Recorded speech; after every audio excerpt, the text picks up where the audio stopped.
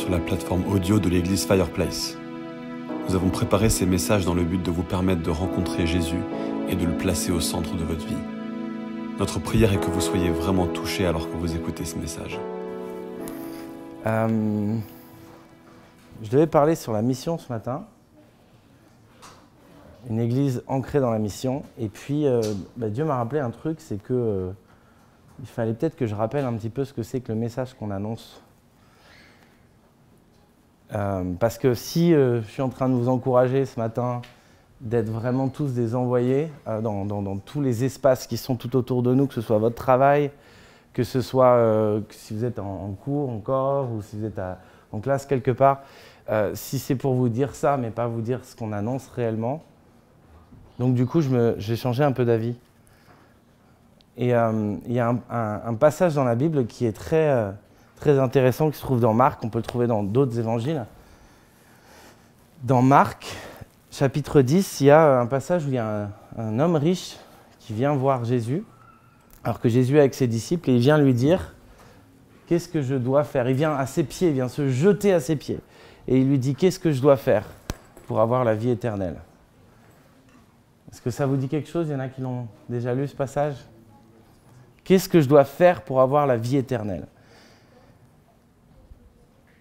Et Jésus, contre toute attente, lui répond un truc presque formaté pharisien. Il lui dit tu respectes les commandements, etc., etc., etc. Il lui dit des choses qu'il doit faire. En fait, la réalité, c'est que respecter les 10 commandements, c'est impossible, en fait, quasiment. Mais il lui dit fais ça. Et puis l'homme riche fait mais je fais ça. Je fais ça, je suis un bon homme juif, je fais tout ce qu'il faut faire, il a les moyens même d'aller là où il faut aller, s'il faut aller au temple, il peut aller au temple. Je fais tout ça, je fais toutes ces choses. Et Jésus lui dit d'accord. Alors une dernière chose, petite dernière chose, vends tout ce que tu as, tout ce que tu as, et donne-le aux pauvres, et une fois que tu as tout abandonné, viens et suis-moi. Et là, c'est dit que le jeune homme riche partit, mais vraiment triste, parce qu'il n'était pas prêt à abandonner tout ce qu'il avait. Et Jésus regarde ses disciples, il dit qu'il est difficile pour un riche de rentrer dans le royaume de Dieu. Il est plus facile pour un chameau de passer par le trou d'une aiguille. Moi, j'aime bien l'humour de Jésus quand même. Plus facile pour un chameau de passer par le trou d'une aiguille que pour un riche d'entrer dans le royaume de Dieu. Si vous êtes riche aujourd'hui, vous pouvez tout à fait vous débarrasser de votre argent envers moi. Non, je plaisante. Non, mais la réalité, c'est que c'est très difficile quand on a beaucoup de choses, beaucoup de biens, beaucoup de choses qu'on doit être prêt à abandonner pour rentrer dans le royaume de Dieu. C'est pas vraiment sur ce passage-là que je veux parler ce matin. Je veux parler sur le passage qui vient un tout petit peu après dans Marc. On va le lire ensemble.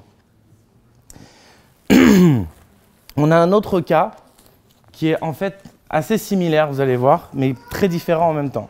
Donc dans Marc 10, versets 46 à 52. Moi je lis je crois que c'est la Bible en français courant, donc je ne sais pas quelle est votre traduction. Donc Marc 10, versets 46 à 52. Ils arrivèrent à Jéricho. Lorsque Jésus sortit de cette ville avec ses disciples et une grande foule, un aveugle appelé Bartimée, le fils de Timée, était assis au bord du chemin et mendiait. Quand il entendait que c'était Jésus de Nazareth, il se mit à crier « Jésus, fils de David, aie pitié de moi !» Beaucoup lui faisaient des reproches pour qu'il se taise, mais il criait encore plus fort « Fils de David, aie pitié de moi !» Jésus s'arrêta et dit « Appelez-le » Ils appelèrent donc l'aveugle et lui dirent « Courage, lève-toi, il t'appelle !» Alors il jeta son manteau, sauta sur ses pieds et vint vers Jésus. Jésus lui demanda « Que veux-tu que je fasse pour toi ?» L'aveugle lui répondit « Maître, fais que je voie de nouveau. » Et Jésus lui dit « Va, ta foi t'a guéri. » Aussitôt, il put voir et il suivait Jésus sur le chemin. Est-ce que vous-même, ou est-ce que vous connaissez des gens qui ont déjà posé cette question « Que dois-je faire pour être sauvé ?» Est-ce que c'est quelque chose qui a du sens pour vous? En fait, dans ces deux passages, le premier passage que j'ai raconté et le deuxième passage que j'ai lu, on a deux personnes qui ont radicalement des visions opposées de ce que ça veut dire la vie éternelle et suivre Christ. Dans le premier passage, on a un homme qui demande ce qu'il doit faire. Dans le deuxième passage, on a un homme qui demande à Jésus, « Qu'est-ce que tu peux faire pour moi ?» Ça peut paraître incroyable, mais on est dans une société aujourd'hui où de toute façon, quoi qu'on fasse, on est toujours en train de chercher l'excellence, de chercher la perfection, de faire du mieux qu'on peut. Et on est toujours dans une société du mérite à dire tout le temps « Qu'est-ce que je dois faire pour pouvoir arriver au prochain palier ?» Je crois que ce soit dans votre travail, dans l'école même, dans tout l'environnement dans lequel on grandit, à chaque fois, on nous encourage à aller au prochain palier. Et on a un homme qui est riche, et en fait, tout ce qu'il n'a pas, le dernier palier qui lui reste, eh ben, c'est celui d'être sauvé. C'est celui de dire, attends, j'essaye de tout faire, je crois que je fais tout ça, et pourtant, je ne suis pas sûr d'être sauvé. Je ne suis pas sûr d'avoir la vie éternelle. Je ne suis pas sûr que si je meurs aujourd'hui, que s'il m'arrive quelque chose aujourd'hui, eh bien, je vais vivre l'éternité avec Dieu. J'en suis pas sûr. Parce qu'en fait, il se rend compte que la Torah, que tout ce qui lui a été donné jusqu'à maintenant ne l'assure pas de vivre la vie éternelle.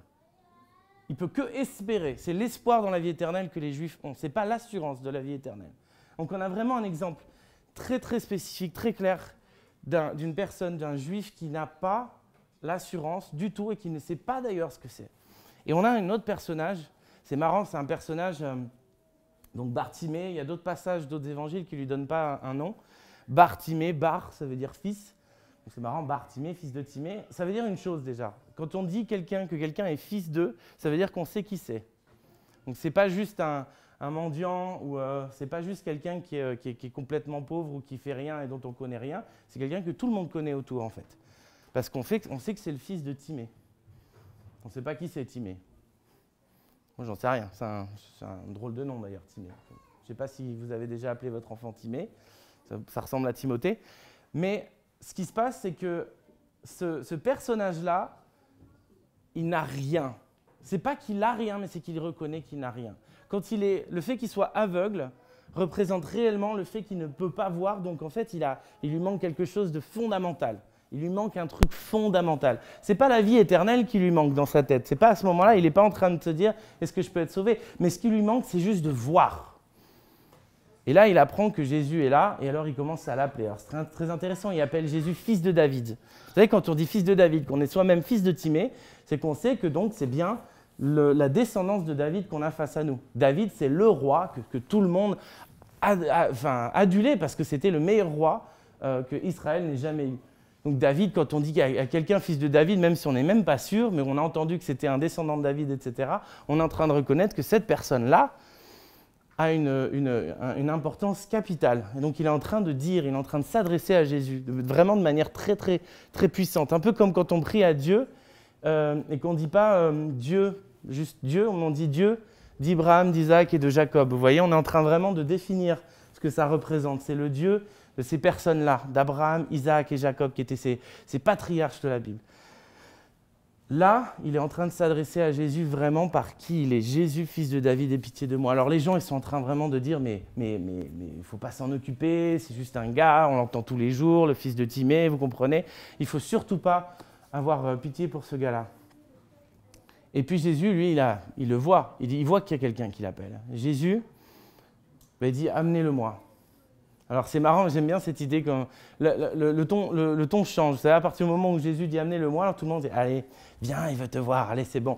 Et donc c'est vraiment sympa parce qu'il y a cette partie où du coup ils amènent cet aveugle à Jésus. J'aime bien moi m'imaginer un petit peu comment ça fait. Vous voyez, ça y est, l'atmosphère est détendue, il n'a plus besoin d'appeler et tout. Il arrive devant Jésus et je crois un des trucs qui me fait le plus halluciner dans cette histoire, c'est qu'il faut imaginer Bartimée qui arrive vers Jésus. Ah, c'est toi, voilà. Et Jésus lui demande, qu'est-ce que tu veux que je fasse pour toi? Est-ce que vous imaginez un tout petit peu la cocasserie de la situation? Est-ce que Enfin, imaginons que vous puissiez faire quelque chose pour quelqu'un, que cette personne arrive, mais clairement dans un état où vous pourriez lui faire, et vous avez simplement à faire « Ok, bon, j'ai vu, j'ai compris, tu ne peux pas voir, donc je vais te guérir. » Moi, je trouve ça génial que Jésus lui demande « Qu'est-ce que je peux faire pour toi ?» Parce qu'il y a quelque chose de primordial dans l'Évangile, c'est que Jésus nous demande, nous pose une question. Et nous, le fait de suivre Jésus, c'est une réponse. Qu'est-ce que je peux faire pour toi? Et je pense qu'il n'est pas en train de poser cette question seulement à Bartimée, il est en train de poser cette question à chacun d'entre nous. Et il y a une énorme différence entre cet homme riche qui vient et qui dit « Qu'est-ce que je peux faire pour moi ?» et cet homme qui dit « Jésus, qu'est-ce que tu peux faire pour moi ?» Parce qu'il comprend cette connexion, cette importance. Si je voulais vraiment parler de ce passage ce matin, c'est parce que prêcher la croix, prêcher que Jésus est mort sur la croix, que 3 jours après il est ressuscité, c'est absolu, c'est génial, c'est la base, c'est ce en quoi on veut croire. Mais quand on a peu de temps, pour expliquer à une personne à quel point Jésus est bon, il est grand, il est puissant, il fait quelque chose pour nous, eh bien, revenir à cet essentiel-là, c'est de dire, l'évangile, c'est pas ce que tu dois faire pour être sauvé. L'évangile, c'est qu'est-ce que Jésus peut faire pour toi. Je voulais vraiment insister sur ce point essentiel. L'évangile, c'est qu'est-ce que Jésus peut faire pour toi. Ce sont des gens qui, à un moment donné, doivent reconnaître, c'est une première forme d'humilité de dire « j'ai plus rien, je n'ai plus rien ». Je me rends compte qu'en fait, je n'ai rien. Que je sois riche, que je sois pauvre, je n'ai rien. Je suis aveugle, je suis sourd, je ne peux pas marcher, je ne peux pas continuer dans cette vie. Aujourd'hui, je pense qu'il n'y a que Jésus qui peut faire quelque chose pour moi. C'est très très important de comprendre qu'en fait, la première étape que nous devons faire, que les gens doivent faire, c'est d'accepter cette chose incroyable, c'est de dire, en fait, Jésus n'est pas venu pour me demander un service ou quelque chose, etc. Il est venu pour faire quelque chose pour moi. C'est très, très, très bizarre et très compliqué parce que notre mentalité aujourd'hui, je l'ai expliqué tout à l'heure, notre mentalité, c'est de dire c'est une société du mérite, donc je dois mériter ce que j'ai. Je dois mériter, je dois mériter, je dois mériter. La dernière fois que j'ai amené un message ici, je vous ai dit que la chose spirituelle la plus violente qu'on avait en France, c'est le déni de grâce.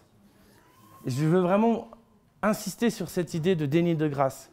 Parce qu'on a un déni de grâce fou, mais on a un besoin de grâce énorme.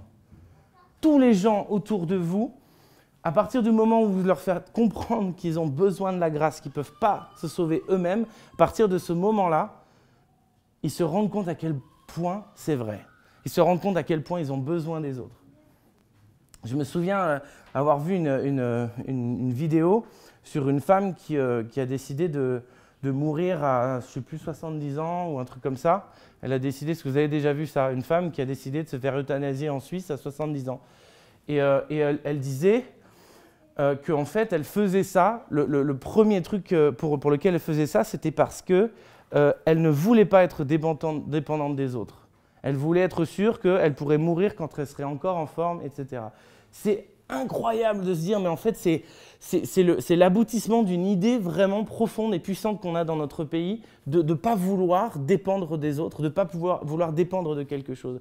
On veut tout faire par nous-mêmes. On ne veut pas que la grâce puisse avoir quoi que ce soit avec nous, on veut mériter ce qu'on a. Et le problème, c'est que quand on n'a plus rien, eh bien, on croit aussi qu'on mérite ce qu'on a. Et je pense que c'est très probable que Bartimée, ou d'autres personnes dans ce cas-là, qui sont pauvres, qui sont aveugles, à des moments donnés, quand ils sont dans ce système, ils croient qu'ils méritent aussi ça. Et je voulais vraiment partager ce passage ce matin, parce que le message absolu que nous prêchons, c'est le message de la grâce totale en Jésus-Christ. C'est le message, ça veut dire que nous devons reconnaître et venir au pied de Jésus et dire « Qu'est-ce que tu peux faire pour moi, Jésus ?» Et même, vous pouvez lui dire clairement, quand c'est un truc spécifique, « Qu'est-ce que tu peux faire pour moi ?» Ce message-là, il se renouvelle permanence dans notre vie, qu'on soit chrétien ou non. C'est un message où, moi je suis chrétien depuis des années et régulièrement, je dois me mettre au pied du Seigneur parce que je me rends compte que je ne peux rien faire sans lui. Et c'est très dur, c'est une situation d'humilité, c'est une situation parfois même humiliante de se dire, il va falloir que j'accepte que je ne peux pas faire ça. Il va falloir que j'accepte que j'ai besoin de la grâce, que j'ai besoin des autres. Et comme je vous dis, c'est quelque chose en France qui est très fort. Je voulais vous rappeler ça avant de passer à la suite, ce qui se passe dans Acte 12.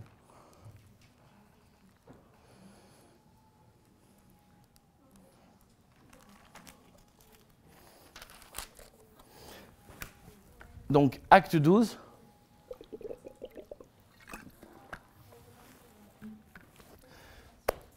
Avant de lire ce passage, j'aimerais vous partager un petit truc qui m'est arrivé aux États-Unis.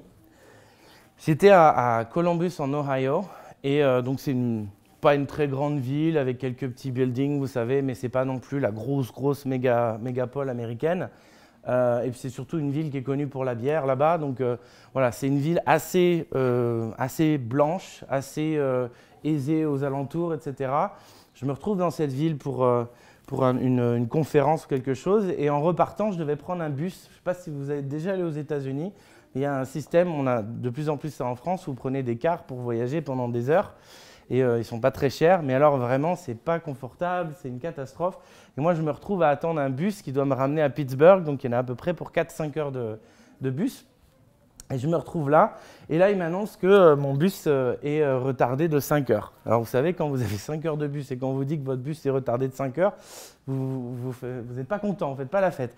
Et donc je me retrouve là et je commence vraiment à être énervé, en colère. J'appelle même quelqu'un, je dis j'en ai marre. Enfin, vous savez, je suis français aux États-Unis, donc je continue à râler.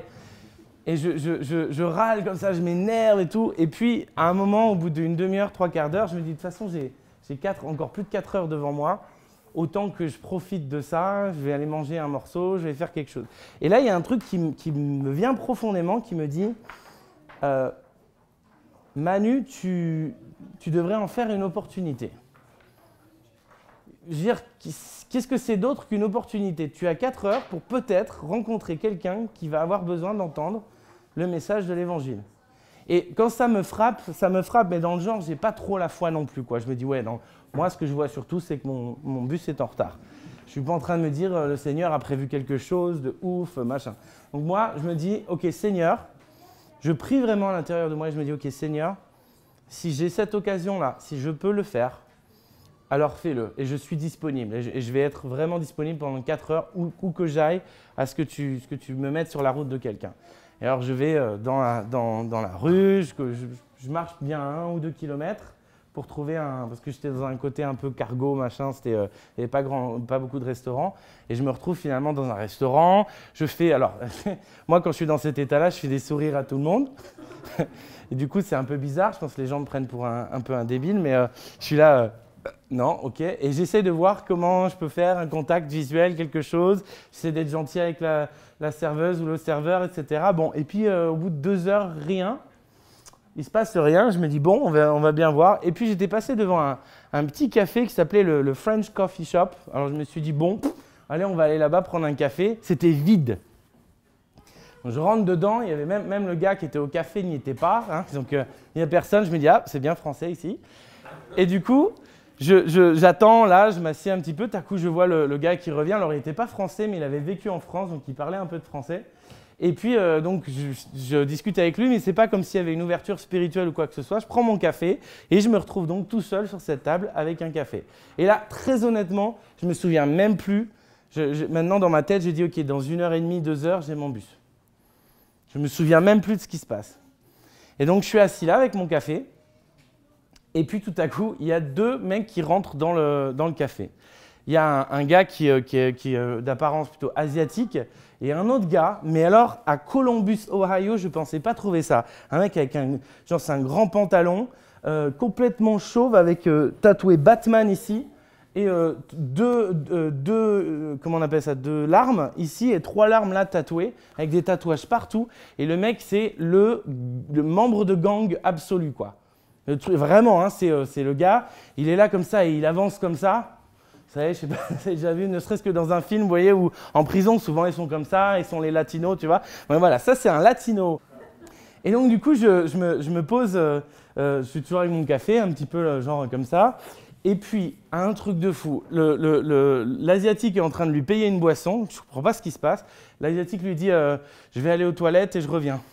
Il va aux toilettes, il ne reste plus que le latino membre de gang et moi. Et le mec, je vous jure que c'est vrai, le mec il vient s'asseoir devant moi et il vient comme ça, sur la table.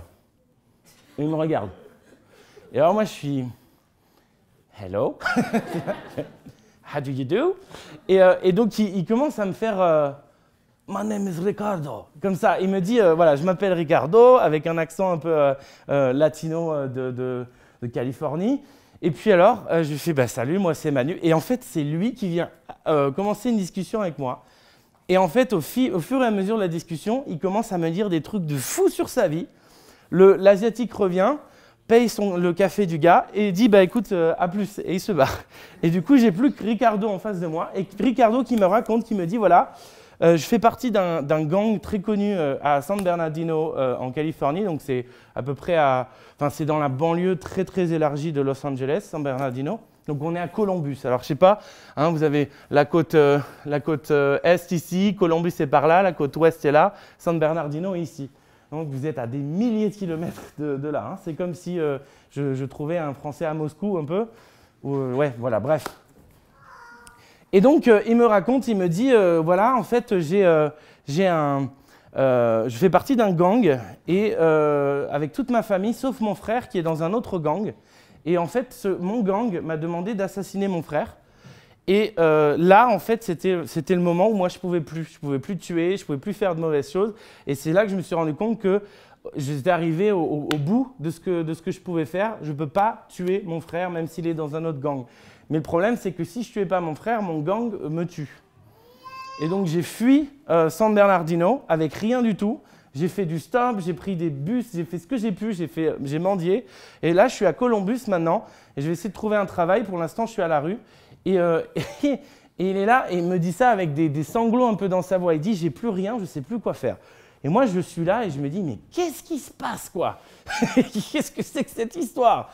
Et donc, en fait, je décide de lui dire « écoute, je crois que le Seigneur m'envoie, ou le Seigneur t'envoie vers moi, je ne sais pas trop comment ça va, mais je pense vraiment, je ne sais pas si tu connais Dieu. » Il a fait « oui, j'ai grandi dans une famille catholique. » Et il commence à m'expliquer qu'une fois ou deux, on l'a même emmené dans une église évangélique, mais bon, ce n'est pas forcément son truc. Et donc là, pendant 3 quarts d'heure, je vais lui annoncer l'évangile. Et au bout de ces 3 quarts d'heure, je vois un membre de gang, tatouage, Batman, machin, en pleurs devant moi, qui accepte Jésus dans sa vie. Et je n'ai pas eu le temps de faire plus de choses que lui donner un peu d'argent, lui donner mon contact aux États-Unis, lui dire écoute, voilà. Je n'ai pas eu plus de nouvelles de ce gars-là.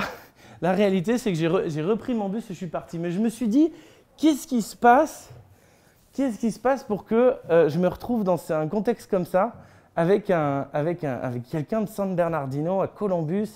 Qu'est-ce que tu es en train de faire, Seigneur? Je vais vous raconter la fin de l'histoire plus tard. Dans Acte 12, Acte 13, pardon, je vous ai dit Acte 12, Acte 13. On va lire juste ce passage, Acte 13, versets 1 à 12, d'accord?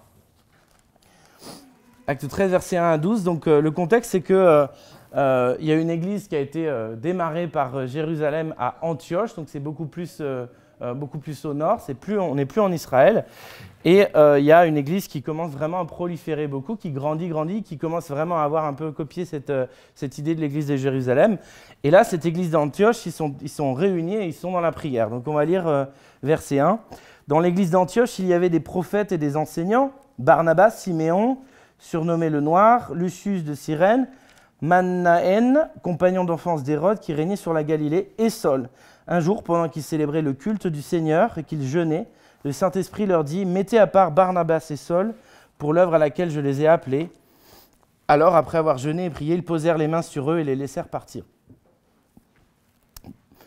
Plus loin, Barnabas et Saul, ainsi envoyés en mission par le Saint-Esprit, se rendirent à Séleucie, d'où ils partirent en bateau pour l'île de Chypre.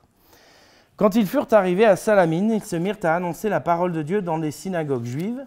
Ils avaient avec eux Jean-Marc pour les aider. Ils traversèrent toute l'île jusqu'à Paphos. Là, ils rencontrèrent un magicien appelé Bar-Jésus, un juif qui se faisait passer pour un prophète. Il vivait auprès du gouverneur de l'île, Sergius Paulus, qui était un homme intelligent. Celui-ci fit appeler Barnabas et Saul, car il désirait entendre la parole de Dieu. Mais le magicien Élymas, tel est son nom en grec, s'opposait à eux et cherchait à détourner de la foi le gouverneur.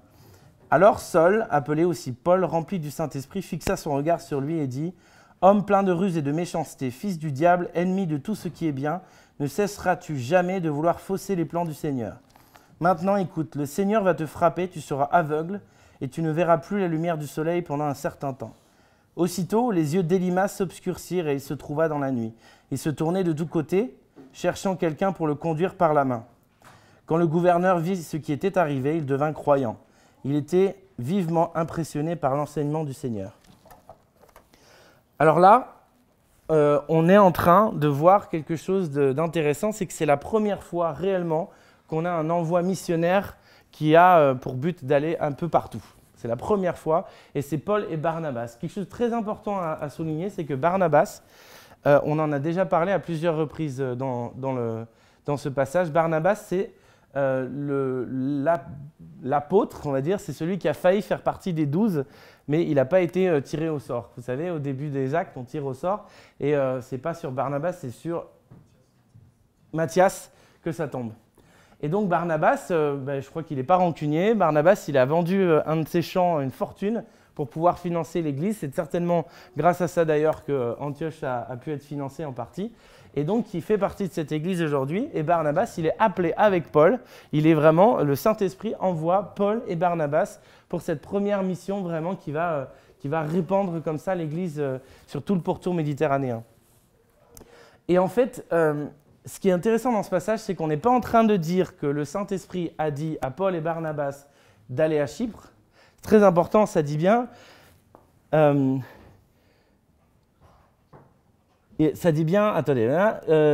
envoyés en mission par le Saint-Esprit. Ils ont été envoyés en mission par le Saint-Esprit, mais le Saint-Esprit ne leur dit pas où aller. Ils sont envoyés en mission, mais le Saint-Esprit ne leur dit pas où aller. Ce n'est pas du tout clair qu'ils doivent aller à Chypre. Est-ce que vous savez donc pourquoi ils vont à Chypre ?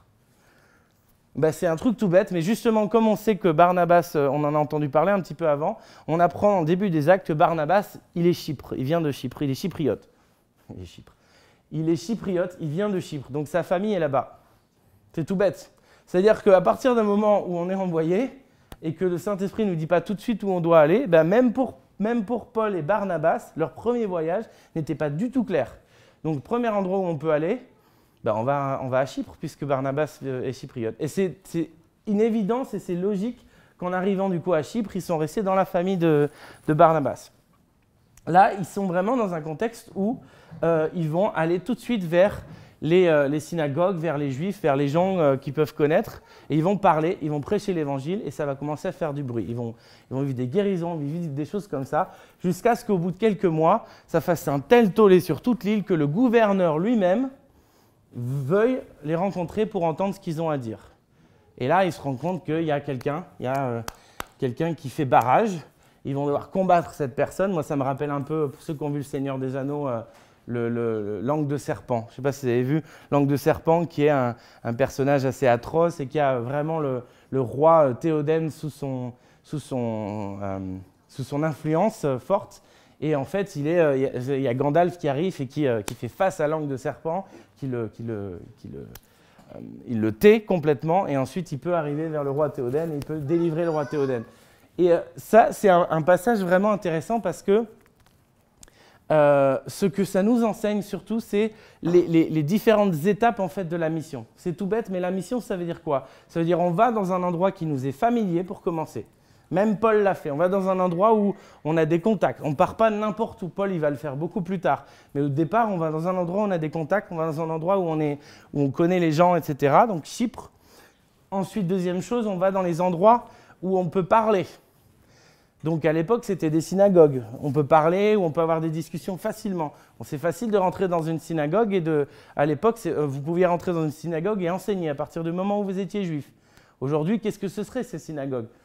Moi, je pense que ça pourrait être éventuellement des églises catholiques, même si vous n'allez pas le faire devant tout le monde, mais rencontrer des gens devant une église catholique, ça peut être un bar, c'est très facile. Moi, j'ai fait ça pendant longtemps. Un bar, vous vous mettez au comptoir et vous commencez à rentrer dans une discussion et très vite, si vous aimez le Seigneur et que ça se voit, les gens vont commencer à poser des questions et toi t'es qui? Et vous allez dire ah, moi je suis ça mais je suis surtout chrétien et tac vous pouvez avoir des discussions et très souvent ils sont vraiment intéressés, ils sont un peu bourrés mais ils sont très intéressés. C'est aller dans un endroit où vous pouvez avoir des discussions. C'est ça le missionnaire. Je vais aller à un endroit. Ensuite, c'est aussi être capable de prier pour les malades, de prier, d'annoncer des choses miraculeuses, de faire des miracles. Et ça produit quoi? Ça produit du foin. Ça fait du foin dans toute l'île. Hein, c'est l'expression, hein, je ne sais pas du vrai foin. Hein. Ça fait du foin dans toute l'île, c'est-à-dire que tout le monde en parle. C'est un peu la même chose avec Jésus. À un moment donné, Paul et Barnabas et Marc, qui est avec eux, ils sont connus. Pourquoi? Pas parce qu'ils sont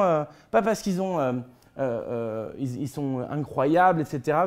Non, simplement parce qu'en fait, ils font les choses de l'Évangile. Et donc, et c'est ça que je trouve extraordinaire, c'est que plutôt que de faire ce que nous on fait aujourd'hui, souvent quand on démarre une église quelque part, on va se présenter devant les autorités dès le début, ben, eux, ils attendent que les autorités les appellent.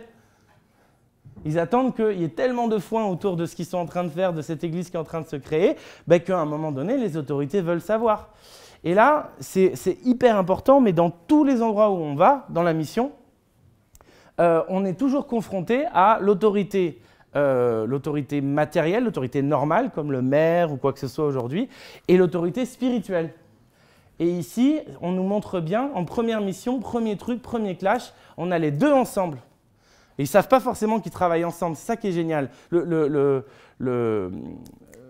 le gouverneur, il ne pense pas qu'il est sous l'autorité de Bar Jésus, fils de Jésus, c'est intéressant ça aussi. Il ne pense pas du tout.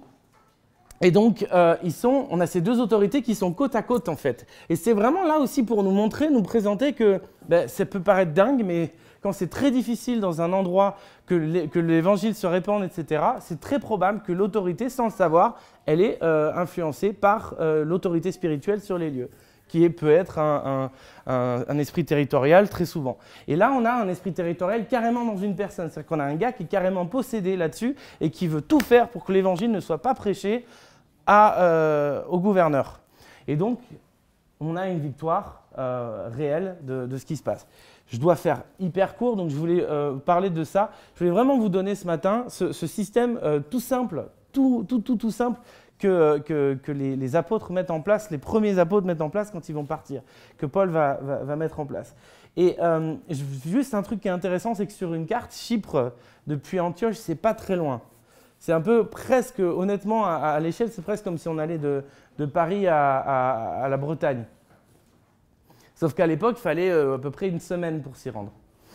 Et moi, je trouve que c'est vachement intéressant de se dire qu'il y a effectivement des gens comme Paul et Barnabas qui sont envoyés à 7 jours de marche, de bateau, de tout ce que vous voulez pour démarrer quelque chose. Mais il y avait des gens qui étaient envoyés à 1 heure de marche autour pour annoncer l'évangile. C'est quoi notre 1 heure de marche aujourd'hui ? Tous les gens de l'église, en fait, ils étaient quand même censés faire quelques heures de marche pour aller dans les trucs aux alentours. Et en fait, effectivement, on n'est pas tous envoyés à 7 jours, parce que pour aller à 7 jours quelque part, il faut vraiment peut-être aller sur une île en bord de Papouasie-Nouvelle-Guinée, peut-être, ou quelque chose comme ça. On n'est pas tous envoyés pour ça, mais on est tous envoyés, effectivement, à quelques heures de là où on est. On est tous envoyés en France, on est tous envoyés quand on est en vacances. On a tous cette possibilité d'avoir des opportunités. Ce matin, je voulais vraiment vous mettre à cœur qu'on a un message à donner qui est un message simple. Le message, c'est qu'est-ce que Jésus peut faire pour toi?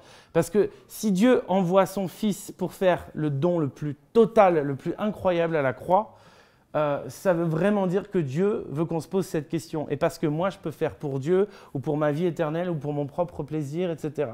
La question fondamentale, c'est ça. Et moi, ce que j'aimerais vous dire, c'est quand vous êtes face à quelqu'un, la première chose, sans forcément avoir besoin de faire un questionnaire dans la ville ou quoi que ce soit, première chose que vous pouvez faire, c'est aller vers cette personne et dire s'il y avait une chose que Dieu pourrait changer dans ta vie, ce serait quoi? Vous serez incroyablement surpris que la plupart des gens vont vous répondre. Ils ne vont pas vous répondre de manière… des fois, ils vont dire ils vont parler de quelqu'un d'autre, etc. Et en fait, très simplement, pour moi, pour pouvoir vraiment prendre l'opportunité, je leur fais OK, et je fais comme si je leur serrais la main, et puis je dis je vais prier pour toi. Et je prie à voix haute, évidemment, avec les yeux ouverts. Donc ils n'ont pas vraiment l'impression que je prie, donc ils n'ont pas l'impression d'être dans un contexte religieux, et je prie pour eux à la fin. Et si jamais ils me disent, en fait, moi honnêtement, s'il y avait un truc qui pouvait changer, c'est que j'ai un cancer de l'estomac ou machin, du coup je dis, laisse-moi prier pour toi, je peux poser ma main là, et en fait les gens, oui d'accord, ok, et hop, vous priez pour eux, et vous avez la possibilité de voir des choses assez hallucinantes. Mais moi je vous dis, la première chose importante qu'on peut faire, nous, en tant qu'une église envoyée en mission, c'est de demander, de rappeler aux gens, qu'est-ce que Dieu peut faire pour eux? Et là où c'est intéressant, c'est que Dieu, il sait très bien ce qu'il peut faire pour vous. Dieu sait très bien ce qu'il peut faire pour vous.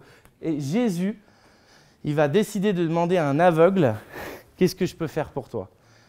Parce que c'est vraiment une relation de grâce, de dire comment est-ce que je peux demander à Dieu de faire quelque chose pour moi, alors que je sais qu'il peut le faire pour moi quand même. Mais je vais lui demander. Il attend de nous de lui demander. Et que ce soit même pour vous personnellement dans votre vie de tous les jours, n'attendez pas que les bénédictions vous tombent dessus. Il faut demander à Dieu ce que Dieu peut faire pour vous de manière concrète. Ok? Je voulais vraiment vous rappeler ce message ce matin. Je vous invite à vous lever.